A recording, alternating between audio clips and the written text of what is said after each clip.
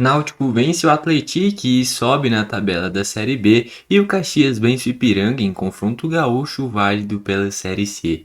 Nesse vídeo daqui eu vou fazer um resumo do que teve de mais importante no futebol brasileiro nessa segunda-feira, dia 27 de abril. Beleza?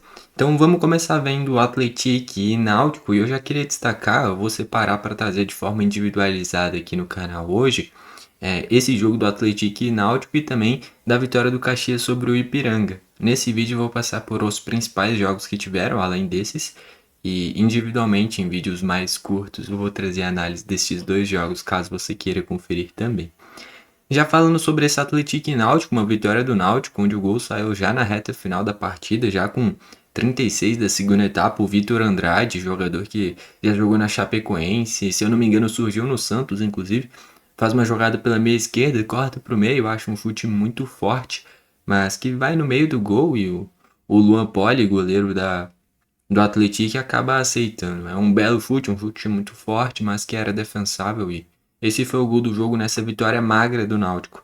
E é impressionante o quão nivelado tá esse início de Série B, né? Eu sei, são poucos jogos. Esse foi basicamente o sexto jogo de ambas as equipes, né? A gente acabou de fechar a sexta rodada. Mas assim, o Náutico com essa vitória chegou a 9 pontos. Ou seja, no início da rodada estava com 6. E o primeiro time dentro da zona é o Cuiabá com 7. Ou seja, o Náutico literalmente saiu de 17º para a oitava colocação com uma vitória. Saiu da zona de rebaixamento para beirar a zona de playoffs de acesso, né? Porque esse ano, do terceiro ao sexto, vai ter um playoffs de acesso para a Série A, né? Então, uma vitória fundamental para o Náutico, ainda mais fora de casa, assim, importantíssimo. Já o Atlético fica com 8 pontos na 13ª colocação. Caso tivesse vencido, iria para 11 e ficaria na terceira colocação. Então era um resultado importante para o Atlético, jogando em casa ainda, mas não conseguiu fazê-lo e assim foi derrotado pelo Náutico, né, cara? Enfim, o Atlético que na Copa do Brasil tinha vendido o mando de campo contra o Inter, né? E perdeu aquele jogo.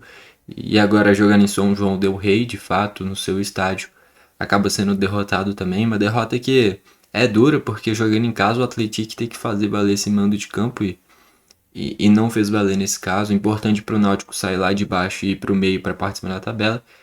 E o Atlético com a derrota se mantém no meio da tabela, mas caso tivesse vencido ia lá para o topo, né? Então o Atlético deixou passar essa oportunidade. E aí a gente vai para a Série C, onde teve Caxias e Ipiranga, confronto gaúcho, um jogo onde o Ipiranga saiu vencendo no primeiro tempo com o Danielzinho, no fim da primeira etapa o Calisson empata, e já na reta final do jogo de pênalti, o centroavante, o Salatiel, faz o 2-1 pro Caxias. Aí quando a gente olha para a tabela, com esse resultado o Caxias foi para a oitava colocação, onde tem 6 pontos, Série C que acabou de fechar a quarta rodada, né? Então tá na oitava colocação com 6 pontos. E o Ipiranga, mesmo com a derrota, está na quinta colocação com 7 pontos. Caso o Ipiranga vencesse, empataria em pontos com o Brusque, que é o segundo colocado, né? E o Ipiranga até saiu vencendo. Enfim, no geral, dois gaúchos que estão no topo da tabela. A Série C, em que o primeiro até o oitavo colocado, todos eles passam para ir para a fase mata-mata da Série C. E aí os times que chegam até a semifinal conseguem um acesso para a Série A, né? Os times da semifinal e depois a gente vê quem é o campeão. Mas quem chega na semifinal automaticamente já garante o acesso, né? 2 times em cada semifinal, sobem 4 e assim é definido os classificados para a Série B, né? Então, importante vitória do Caxias para se colocar nessa parte de cima da tabela e o Ipiranga perdeu a oportunidade de ficar ainda mais no topo, né? No geral, vitória importantíssima para o Caxias. E aí o último jogo do dia, segunda-feira, com poucos jogos, né? Foi um empate em 2-2 entre Ferroviária e Guarani, confronto paulista, duas equipes paulistas, né? Onde a Ferroviária abriu o placar com o Alisson, tomou um empate do Guilherme Cachoeira ainda no primeiro tempo. No segundo tempo, o próprio Alisson fez o 2-1 para a Ferroviária. E aos 40 da segunda etapa, o Guilherme Parede, aquele que era do Inter, do Figueirense, jogou no Tajeres da Argentina, inclusive, empata para o Guarani para fechar o placar neste 2-2. Com esse resultado, o Guarani está na 10ª colocação com 6 pontos. O Guarani invicto, né, cara? Uma vitória e 3 empates. enfim, nesse meio da tabela da Série C. E a Ferroviária, com esse empate, está na 19ª colocação, é o vice-lanterna, só à frente do Itabaiana. O Ferroviária que está com 2 pontos, a Ferroviária, né? O início ruim, 2 empates e 2 derrotas. Enfim, e assim a gente fecha este resumo da segunda-feira. Pouquíssimos jogos, basicamente Série B e Série C, né, cara?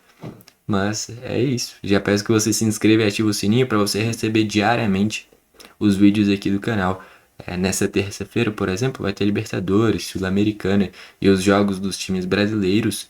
Eu vou trazer aqui, por mais que a Libertadores e a Sul-Americana seja uma competição internacional, envolve outras equipes, eu vou trazer aqui no canal dos jogos dos brasileiros. E os outros times eu trago no R42 Futebol, onde eu faço o resumo do futebol internacional. Então já fica essa recomendação também. E aí eu trago da Champions lá também, de competições europeias, sul-americanas no geral, né? Campeonato do Equador, da Argentina, de tudo no R42 Futebol, já fica essa recomendação também. Tá bom? No geral é isso. Foi esse o vídeo. Valeu e falou!